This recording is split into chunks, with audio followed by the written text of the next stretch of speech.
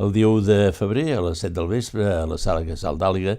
als Claretians, a la llibreria sobre la llibreria de Sant de Claret, doncs farem la presentació d'un llibre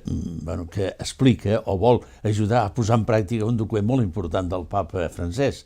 Amoris Laetitia. És un document molt bonic, és un obsequi que ha fet el papa a totes les famílies i que també parla d'un tema important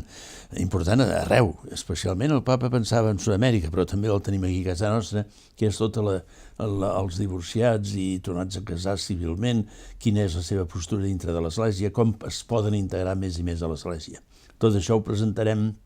aquest dia 1 de febrer, presentant aquest llibre que he escrit,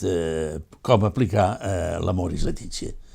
És una ajuda, per tant, en la pastoral familiar i que també pot ajudar a tots els matrimonis, perquè aquest document del papa és un document que ajuda a tots els matrimonis per viure més intensament la seva vida matrimonial i familiar, però també aquests que es troben en situacions difícils també per acostar-se més o integrar-se més dintre de la comunitat cristiana.